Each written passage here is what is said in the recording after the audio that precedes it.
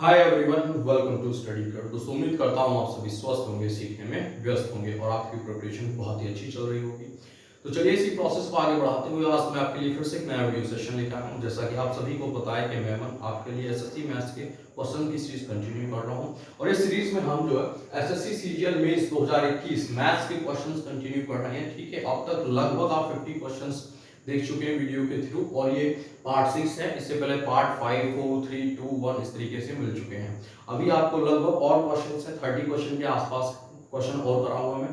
100 question होते हैं mains में मैथ के पेपर में। ठीक है, ये पेपर जो था आपका 8 अगस्त 2022 को हुआ था। ठीक है, तो इसमें मैं डीआई के क्वेश्चन नहीं करा पाऊंगा आपको क्योंकि डीआई का पॉसिबल नहीं है इस तरीके से व्हाइट बोर्ड में कराना।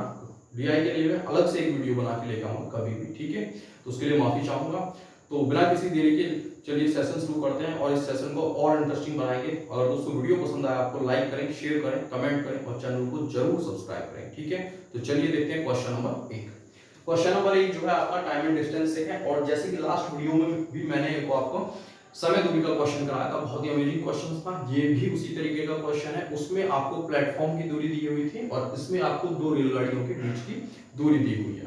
तो कॉन्सेप्ट ये है कि रेलगाड़ी का टाइम एंड डिस्टेंस में टाइम एंड वर्क का क्वेश्चन है, टाइम एंड डिस्टेंस का है। ठीक है, तो कॉन्सेप्ट ये है कि जब भी दो रेलगाड़ियां एक दूसरे को क्रॉस करती हैं इस तरीके से, मतलब एक दूसरे की तरफ आ रही होती हैं, तो उनकी जो स्पीड होती है वो ऐड ऑन होती है। ठीक है, वो ऐड हो जाती है। ठीक है, और जब वो एक ही डायरेक्शन में जा रही होती है, यानी कि कॉन्सेप्ट ये है कि जब दो रेलगाड़ियां विपरीत दिशा में जा रही हो एक दूसरे के अपोजिट, तो उनकी स्पीड जो है जुड़ जाती है और जब एक ही दिशा में जा रही होती है स्पीड घट जाती है। ठीक है, दूसरा कॉन्सेप्ट ये है कि जब भी दो रेलगाड़ियां एक दूसरे को क्रॉस करती हैं, ठीक है, या एक दूसरे को क्रॉस करती हैं या तो अपोजिट डायरेक्शन में या एक ही डायरेक्शन में, तो उनकी जो लेंथ होती है दोनों की वो जुड़ जाती है। ठीक है, अब यहाँ पे क्वेश्चन में ये कहा गया है कि दो रेलगाड़ियां जिनकी लंबाई 450 मीटर तथा 300 मीटर है एक दूसरे की ओर क्रम से 162 किलोमीटर प्रति घंटा और 108 किलोमीटर प्रति घंटा की चाल से चल रही है। यदि रेलगाड़ियों के बीच की दूरी 300 मीटर है तो एक दूसरे को कितने समय में पार करेंगे। तो यहाँ पे जो टोटल दूरी होगी, जो चली गई दूरी होगी, एक तो बीच की दूरी 300 मीटर, एक दोनों की अलग अलग है कि 450 मीटर लंबी रेलगाड़ी है और दूसरी कितनी है 300 मीटर। तो टोटल जो दूरी होगी वो हम यहाँ पे ऐड करेंगे तो क्या आएगा, देखिए 450 और 300 300 600, तो ये आ जाएगा आपका 1050, यानी कि जो दूरी होगी वो 1050 मीटर होगी टोटल। समय पूछा है तो समय बराबर क्या होता है आपका दूरी बटे चाल। दूरी कितनी है 1050, चाल कितनी है, जैसा कि मैंने अभी आपसे कहा है कि जब भी दो रेलगाड़ियां अपोजिट डायरेक्शन यानी कि विपरीत दिशा में जा रही हैं, एक दूसरे के अपोजिट होगी ना, अपोजिट डायरेक्शन तो तभी होगी जब एक दूसरे की तरफ आ रही होंगी। ठीक है, जब एक दिशा में होंगी तो एक बराबर से एक निकलेगी। ठीक है, तो यहाँ पे क्या होगी, चाल यानी कि स्पीड ऐड हो जाएगी। तो 162 और 108 कितना हो जाएगा, 62 और 8 70, 170 और 100 कितना 270, यानी कि 270 किलोमीटर पर आवर की स्पीड हो जाएगी। तो देखिए यहाँ पे लिखेंगे हम 270। अब बात ये है कि मीटर में किलोमीटर पर आवर में, तो किलोमीटर प्रति घंटा को मीटर पर सेकंड में बदलने के लिए 5/18 से गुणा करते हैं। ठीक है,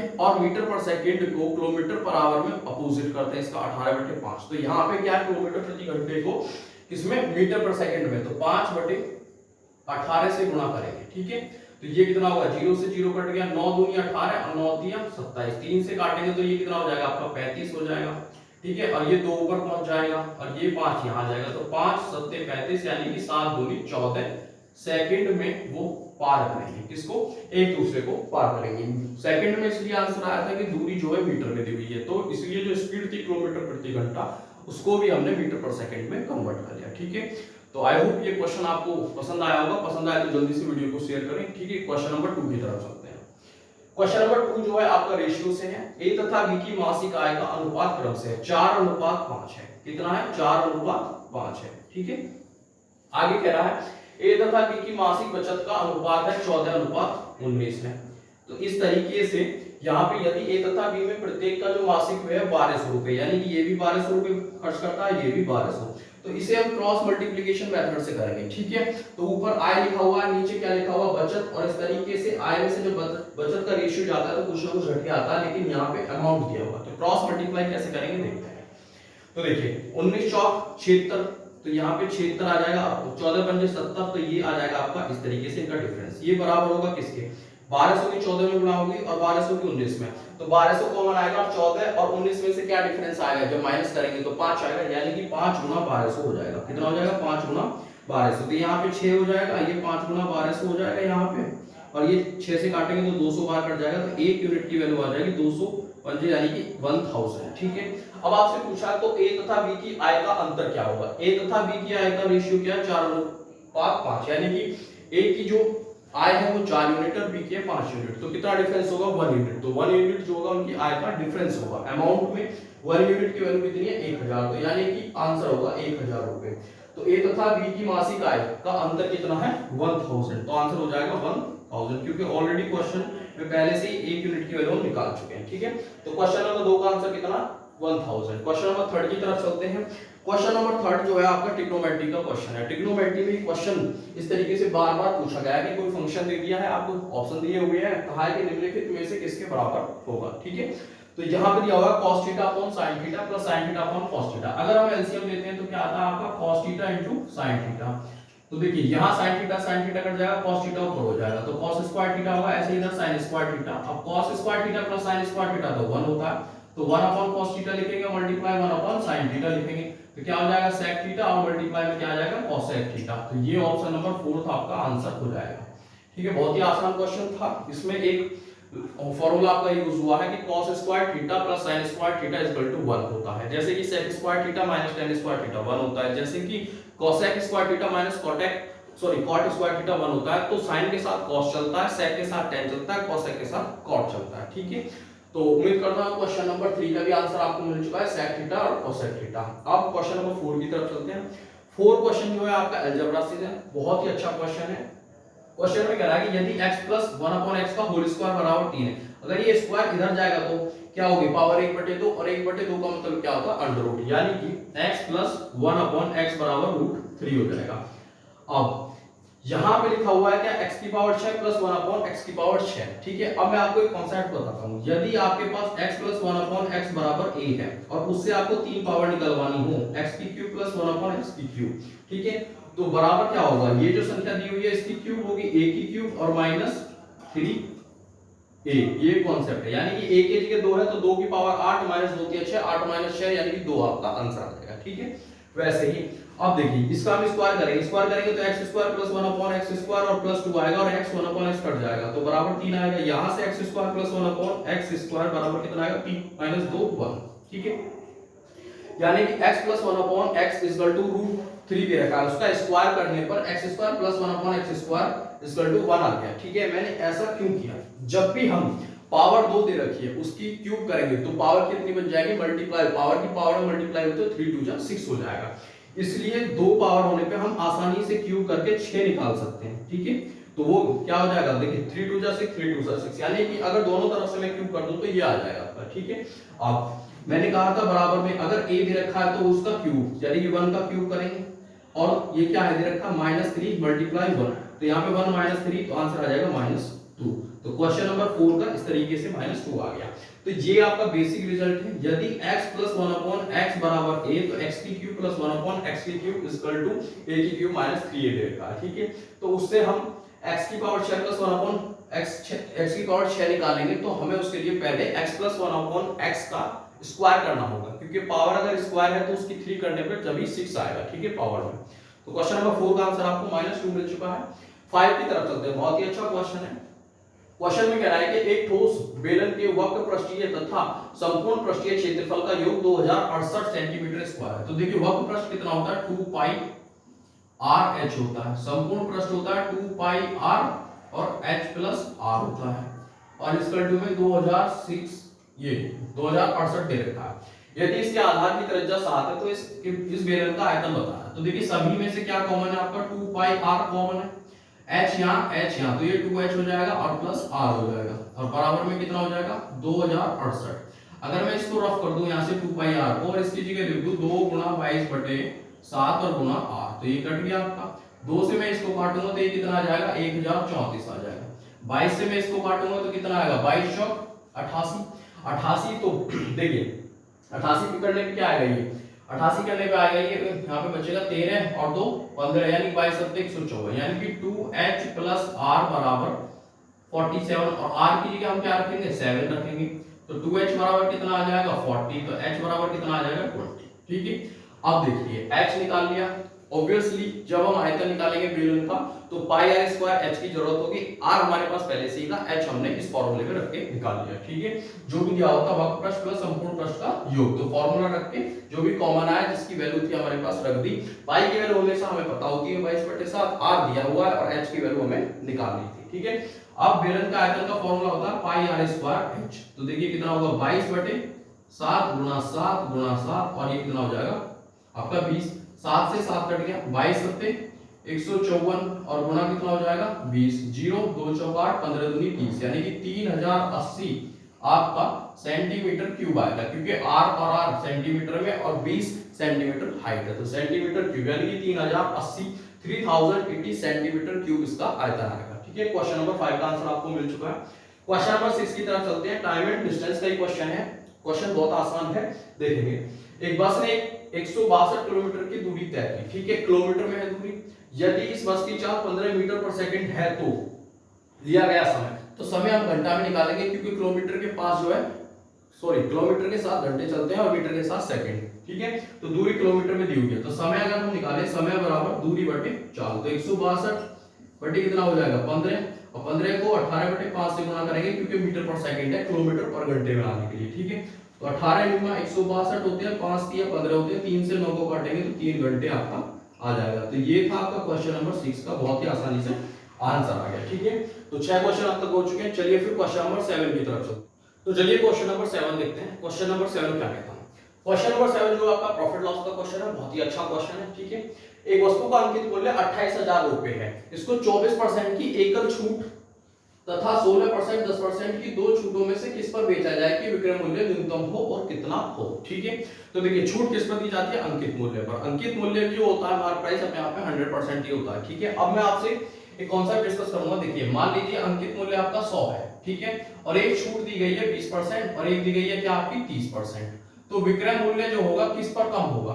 अगर 20% की छूट दी जाएगी तो बचेगा कितना 80% होगा, और ऐसे ही 30% की छूट दी जाएगी तो बचेगा कितना 70%। तो विक्रय मूल्य 100 का 70, यानी कि 100 की चीज 70 में बेची गई और 100 की चीज 80 में बेची गई, तो कहां पे फायदा हुआ? छूट पे। मतलब कि न्यूनतम विक्रय मूल्य कहां पर हुआ? सेलिंग प्राइस 30% छूट पर। तो यही चीज जिसमें हम डिस्कस करेंगे। ठीक है, तो देखिए यहां किस तरीके से आंसर आएगा। ये कह रहा 28,000 रुपए आपका अंकित मूल्य है। ठीक है, तो 24% की एक एकल छूट हुई, तो 24% की एकल छूट हुई। ठीक है, अच्छा 16% और 10%, तो इसके लिए जो इफेक्टिव परसेंटेज का जो फॉर्मूला होता है a + b - ab / 100 होता है। तो देखिए यहाँ पे 16 + 10 - 16 गुणा 10/100 हो जाएगा, 1 0 से 0, 16 और 10 26 हो जाएगा, 26 में से माइनस होगा 1.6, तो क्या आएगा आपका?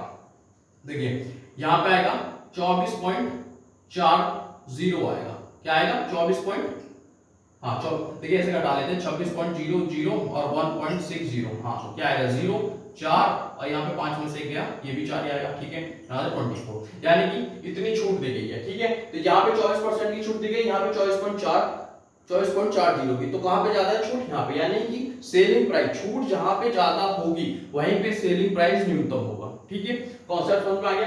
तो देखिए अगर 28,000 रुपए क्या है आपका मार्क प्राइस है, अंकित मूल्य है, तो छूट 24.40 की दी गई है, तो बचेगा कितना बचेगा? यहाँ पे 75.60% बचेगा, तो वो हम निकाल देंगे। तो सेलिंग प्राइस आ जाएगा 75.60/100, 0 से 0 कट गया, पॉइंट हटाएंगे 100 आएगा, 1 0 ये भी कट जाएगा, तो 756 में गुणा करेंगे 28 की, तो कितना आएगा? 8 6 48, 8 पंजे 40, 4 44 और 8 7 56 और 4 60, ये कितना आएगा? 2 6 12, 2 पंजे 10 और 1 11, 2 7 14 1 15, तो कितना आएगा? 8 6 1 1 और 2, यानी कि जो आपका सेलिंग प्राइस बचेगा वो 21,168 रुपए आपका आंसर आ जाएगा। ठीक है, तो यहाँ पे इफेक्टिव परसेंटेज जो कि a + b - ab/100 लगता है। ठीक है, ये आपको छूट का फॉर्मूला एक तरीके से इफेक्टिव परसेंटेज, ये ध्यान रखना है। ठीक है, तो आंसर आपका 21,168 रुपए आ जाएगा। क्वेश्चन नंबर 8 की तरफ चलते हैं। 8 क्वेश्चन जो है मेंस्ट्रुएशन का, बहुत ही अच्छा क्वेश्चन है, कुछ अजीब सी इसमें लैंग्वेज दी गई है, उसे समझने की कोशिश करेंगे, फिर हम क्वेश्चन को सॉल्व करेंगे। ठीक है, देखिए कैसे।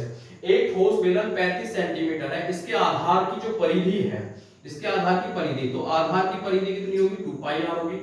आधार की परिधि इसकी त्रिज्या से कितनी 37 सेंटीमीटर अधिक है, इसकी त्रिज्या यानी कि r से 37% अधिक है, तो r इधर कॉमन आएगा तो माइनस का हो जाएगा, तो कॉमन लेंगे तो 2 गुना यानी कि 2 पाई माइनस 1 बचेगा। पाई की वैल्यू रखेंगे तो क्या आएगा 22/7 आएगा माइनस 1 और इक्वल टू 37।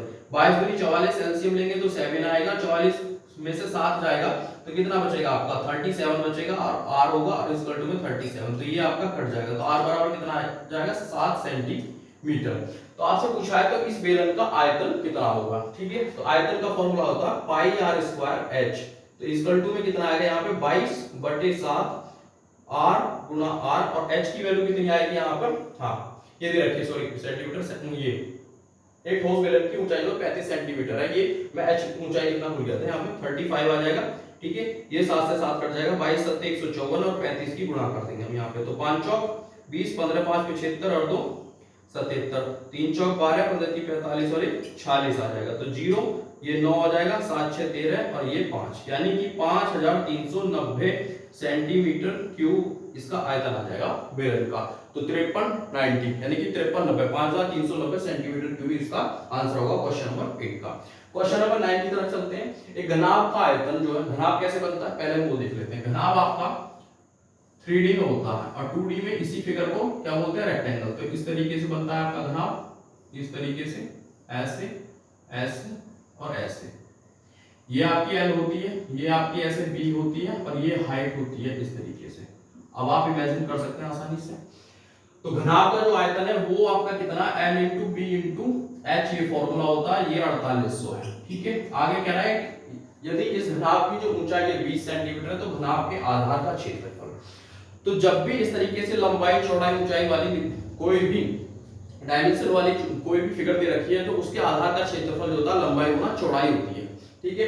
तो अगर इसके आधार का क्षेत्रफल निकालना है तो आपको अल्टीमेटली L इंटू बी का जो मल्टीप्लिकेशन है वो निकालना, ठीक है। H की वैल्यू रख देंगे तो L into B multiply H की वैल्यू दे रखी है 20 तो 4800, एक 0 से 0 कट जाएगा, 2 से 480 को काटेंगे तो कितना आ जाएगा 240 सेंटीमीटर स्क्वायर। तो आधार का क्षेत्रफल घनाभ की 240 सेंटीमीटर स्क्वायर होगा। तो उम्मीद करता हूं कि क्वेश्चन आपको पसंद आया होगा। चलिए क्वेश्चन नंबर 10 की तरफ चलते हैं। इस वीडियो का लास्ट क्वेश्चन और बहुत ही अच्छा क्वेश्चन है, टाइम एंड वर्क का क्वेश्चन है। इस तरह के क्वेश्चन के बार-बार पूछे जाने की पॉसिबिलिटी होती है एग्जामिनेशन में, ठीक है। ए अकेला एक काम को 11 दिन में कर सकता है, तो पहले हम लिखते चलेंगे साथ के साथ, ठीक है। बी उसी काम को 22 दिन में कर सकता है, बी उसी काम को 22 दिन में और सी उसी काम को 33 दिन में। तो अगर मैं यहाँ से एलसीएम मान के टोटल वर्क निकाल सकता हूँ, ठीक है। 66 आ जाएगा, तो 11 छिक्का 66, एक दिन में 6 यूनिट करता है, 22 तिया 66 3 यूनिट करता है, 23 30 दूनी 66 सी 2 यूनिट करता है, ठीक है। अब आगे कॉन्सेप्ट समझेंगे क्या कह रहा है क्वेश्चन, ठीक है। वे अलग अलग ए व बी, बी व सी व ए इस तरह समूह में कार्य करते तो कार्य कितने दिन में होगा। मतलब कि पहले दिन ए और बी करता है, दूसरे दिन बी प्लस सी करता है, तीसरे दिन सी प्लस ए करता है। तो देखिए लिखेंगे, अगर उसने पहले दिन a प्लस बी के साथ काम करा, दूसरे दिन b प्लस सी ने काम करा, तीसरे दिन जो है c प्लस a, इस तरीके से लूप में काम कर रहे हैं, तो a प्लस बी कितना यूनिट करेगा 9, b प्लस सी कितना करेगा 5 और ये c प्लस a कितना करेगा 8। तो 8 5 13 9 3 12 यानी कि 22 यूनिट आपका हो जाएगा 3 दिन में। तो 3 दिन में अगर 22 यूनिट काम हो गया तो देखिए अगर मैं 22 में 3 से मल्टीप्लाई करूं तो 66 यूनिट हो जाएगा, यानी कि 3 से गुणा करूं तो 9 दिन में 66 यूनिट काम होगा। देखिए सीधी सी बात है, 3 दिन में अगर 22 यूनिट हो रहा है तो 9 दिन में कितना होगा 66 यूनिट हो जाएगा। और टोटल कार्य कितना था आपका जो एलसीएम आया था 66 यूनिट। तो 9 दिन में ये इस तरीके से ग्रुप में मिलकर काम कर सकते हैं कंप्लीट कार्य, ठीक है। तो क्वेश्चन नंबर 10 का आंसर आ जाएगा 9 दिन। तो दोस्तों वीडियो पसंद आया तो लाइक करें, शेयर करें, कमेंट करें और चैनल को सब्सक्राइब करें। Thank you for watching.